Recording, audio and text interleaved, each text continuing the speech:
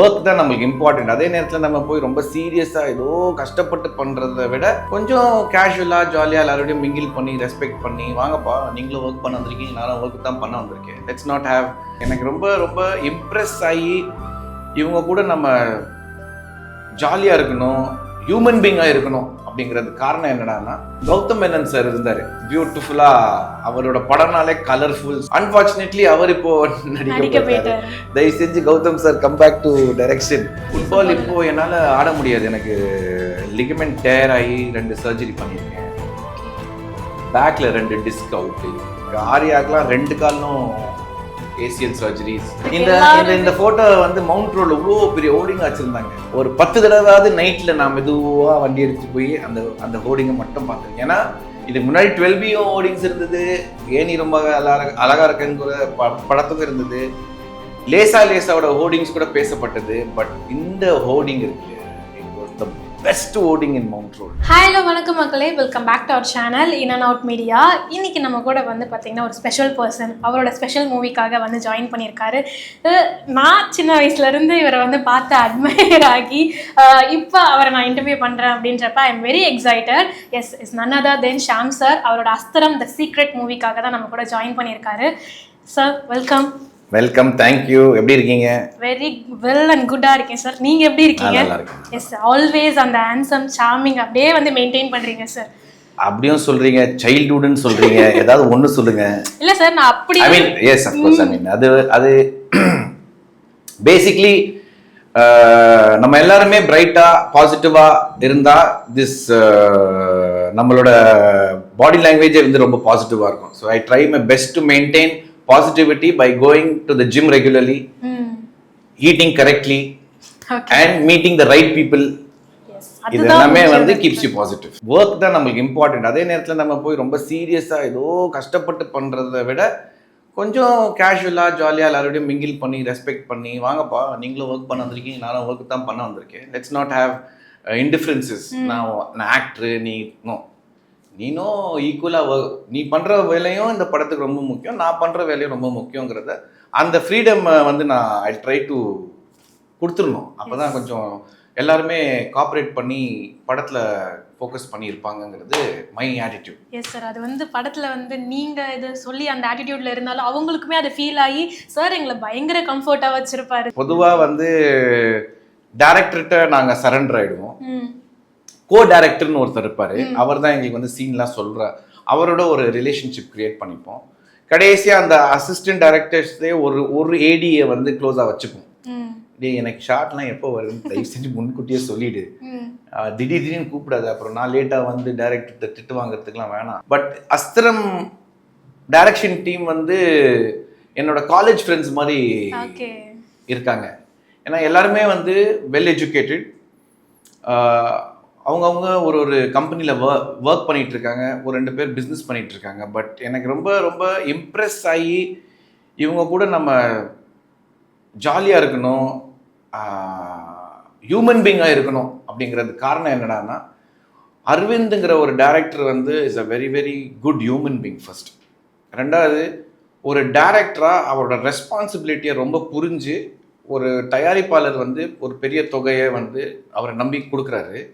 ஒரு நடிகர் வந்து நம்மளை நம்பி நடிக்க வராரு, அவரோட கெரியரோட ஒரு மூவ் வந்து நம்மளை நம்பி பண்ணுறாருங்கிற ஒரு ரெஸ்பான்சிபிலிட்டி வந்து சூப்பராக, எந்த எதிர்பார்ப்பும் இல்லை, எங்களுக்கு காசு கிடைக்கணும், பேட்டா கிடைக்கணும், இல்லை அந்த மந்த்லி சேலரி எது கிடைக்குதோ அரவிந்த் கூட நம்ம கடைசி வரைக்கும் நிற்கணும், இந்த படத்தை சக்ஸஸ்ஃபுல்லாக தியேட்டருக்கு கொண்டு வரணும், ஆடியன்ஸோட இதில் வந்து கண்டிப்பாக ஒரு பாசிட்டிவான ஒரு ரிப்போர்ட் தான் வருங்கிறதுல ஒரு பெரிய நம்பிக்கை அமையும். இதுதான் சார் உங்களை வந்து எப்போவுமே எப்போ பார்த்தாலுமே ஷாம் சார் அவர் இன்ஸ்பைரிங், அந்த ஒரு நம்ம பார்த்து ரசித்த ஒரு பர்சன் ரியல் லைஃப்லேயுமே இஸ் அ ஹீரோ அப்படின்னு ஒரு ஃபீல் கொடுக்க வைக்கிறீங்க.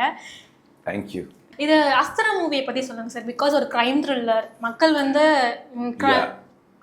அஸ்திரம் அப்படிங்கிறது நம்ம தமிழ் சினிமாவில் நிறையா க்ரைம் த்ரில்லர்ஸ் வந்திருக்கு, இன்வெஸ்டிகேட்டிவ் த்ரில்லர்ஸ் வந்திருக்கு, சைக்கோ த்ரில்லர்ஸ் வந்திருக்கு, சீரியல் கில்லிங். இந்த படம் எப்படி டிஃப்ரெண்ட்டாக இருக்கும் அப்படின்னா, யூஸ்வலாக ஒரு கமர்ஷியல் ஃபிலிமில் ஒரு ரிவெஞ்ச் ட்ராமா இருக்கும், அந்த ரிவெஞ்ச் ட்ராமாவை த்ரில்லர் ஃபார்மேட்டில் இவங்க ப்ரெசென்ட் பண்ணியிருக்காங்க. அதுதான் மர்ஜ் பண்ணியிருக்காங்க.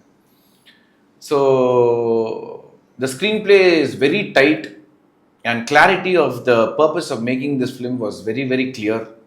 அதே மாதிரி அவங்க சில இடங்களில் சில விஷயங்களில் ரொம்ப தெளிவாக இருந்தாங்க. சார் இங்கே நியூ பர்சன் தான் நடிக்கணும் சார், நியூ கம்மராக தான் இருக்கணும் சார். ஏன்னா அங்கே ஒரு நோன் ஃபேஸை போட்டால் ஏதோ ஒன்று பண்ண போகிறான், இவன் சும்மா போட்டிருக்க மாட்டாங்களே அப்படிங்கிறதுலாம் அவங்க ரொம்ப கிளியராக இருந்தாங்க. எஸ்பெஷலி வித் நிரான், ஒரு அவங்க அந்த ஹீரோயின் வந்து she's first time, I mean she's ton films but almost new, ஒரு 2வது படம் நினைக்கிறேன்.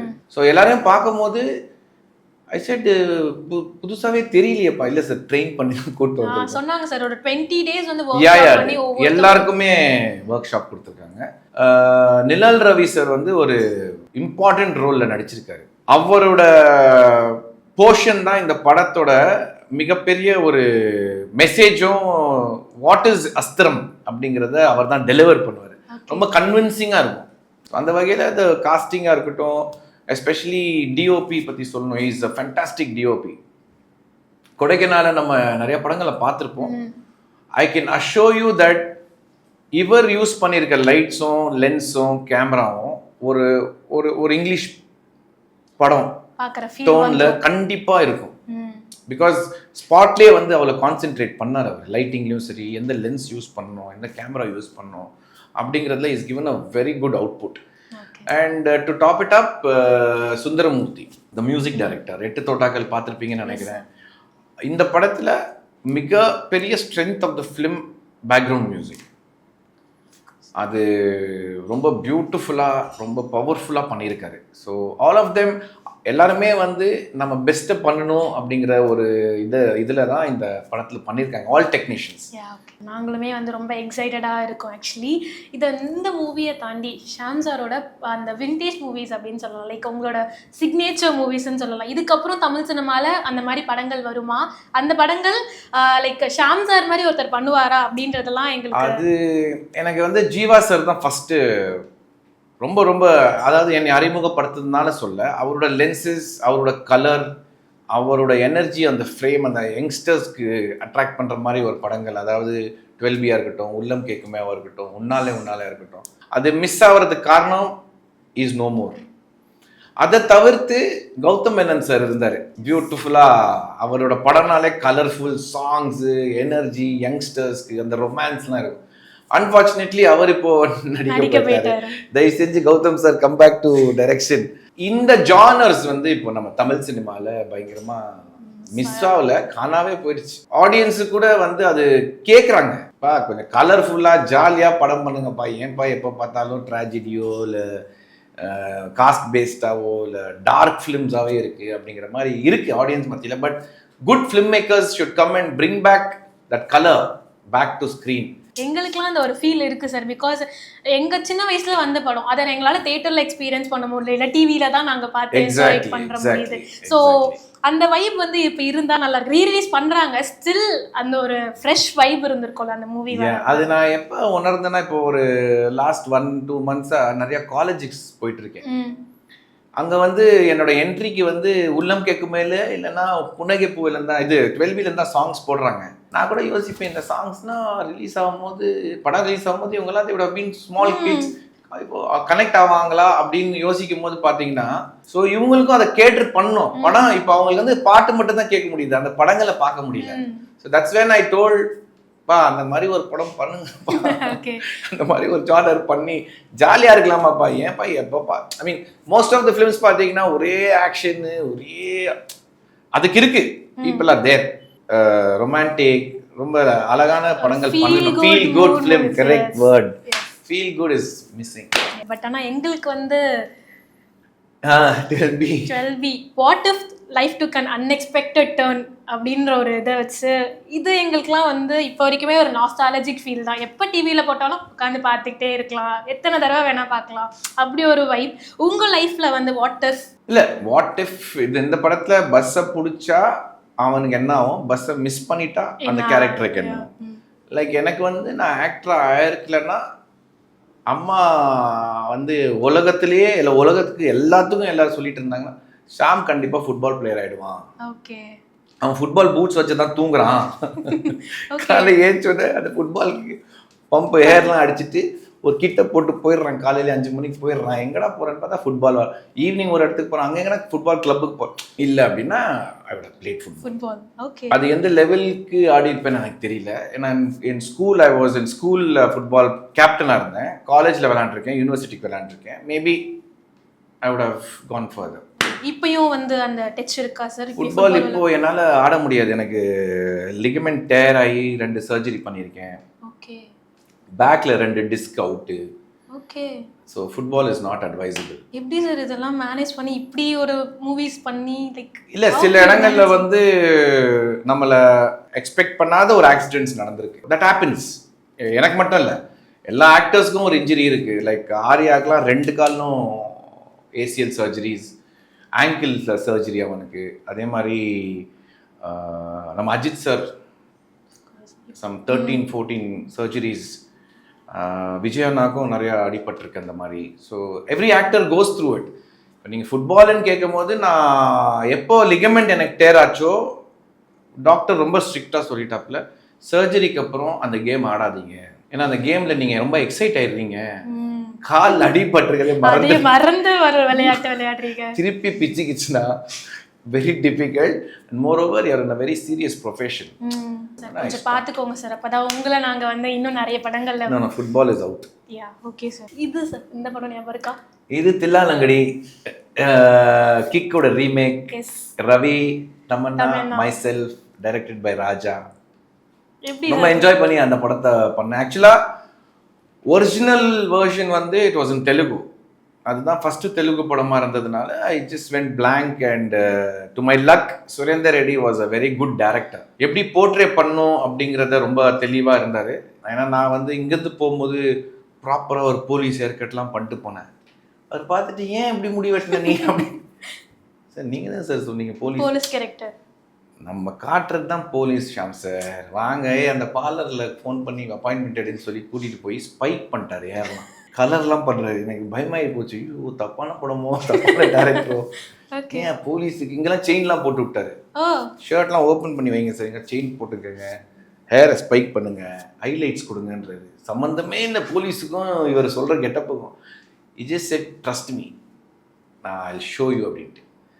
அவர் அந்த படத்தில் என்னை எப்படி போர்ட்ரே பண்ணாருன்னா ஒரே ஒரு வேர்டு சொன்னோம். அந்த படம் ரிலீஸ் ஆனதுக்கப்புறம் ஆந்திராவில் நான் கால் வச்சேன்னா கிக் ஷாம். ஏர்போர்ட்டில் போனாலே ஐ கேன் யோரே கிக் ஷாம் போகிறாரு. அந்த மாதிரி ஒரு இம்பேக்ட். தெலுங்குல கூட சில இடங்கள்ல எனக்கு வந்து ஃபம்பிள் ஆச்சு வேர்ட்ஸு. ஏன்னா தெலுங்கு இப்போவும் எனக்கு வந்து பயங்கரமான ஒரு டங் ட்விஸ்டிங் லாங்குவேஜாக தான் இருக்குது. I am not able to capture. Command வர மாட்டேங்குது. I have to write, I have to rehearse. தமிழில் போகும்போது it was more comfortable. And Ravi is a good friend. YMCAல ஒன்றா ஸ்டண்ட் ப்ராக்டிஸ்லாம் பண்ணுவோம். அதே மாதிரி எங்கேயாவது மீட் பண்ணால் we mingle well. Is a very down to earth, very simple guy. So 2 பேருமே we understood our roles better. and Tamanna, one more dedicated actress. நல்லா ஷூட் பண்ணும்போது it was a unforgettable memory. 15 years of Ullam Cake. I mean 12Bக்கு அப்புறம் தான் எல்லாமே. It's one of the closest film for my heart, to my heart. இந்த picture பார்க்கும்போதே ஒரு nostalgic feel இருக்கு. இந்த போட்டோ வந்து மவுண்ட் ரோட்ல இவ்வளோ பெரிய ஹோர்டிங் வச்சிருந்தாங்க. ஒரு 10 தடவையாவது நைட்ல நான் மெதுவாக வண்டி எடுத்துட்டு போய் அந்த ஹோர்டிங்கை மட்டும் பார்த்துருக்கேன். ஏன்னா இதுக்கு முன்னாடி 12Bயும் ஹோர்டிங்ஸ் இருந்தது, ஏனி ரொம்ப அழகா இருக்குங்கிற படத்துக்கும் இருந்தது, லேசாவோட ஹோர்டிங்ஸ் கூட பேசப்பட்டது. பட் இந்த ஹோர்டிங் இருக்கு இல்லையா, it was the best hoarding in Mount road. எத்தனை வாட்டி பார்த்தாலும் திருப்பி ஒரு வாட்டி பார்ப்போம். அந்த 5 பேர் நிற்கிறது அப்படியே ஒரு காலேஜ் லைஃபே அப்படி அந்த போஸ்டர்ல இருந்தது. எங்களுக்கே வந்து அதை பார்க்கும்போது இவங்கெல்லாம் நம்ம இப்போ பார்த்து ரசிச்சுட்டு இருந்திருக்கோம்ல, லைக் அவங்க எவ்வளோ இதுவாக இருந்திருக்காங்க. அந்த ஒரு வைப் அந்த பார்க்கும் போதே அந்த ஒரு அசீனுக்கும் டெபியூ, ஆர்யாக்கும் டெபியூ.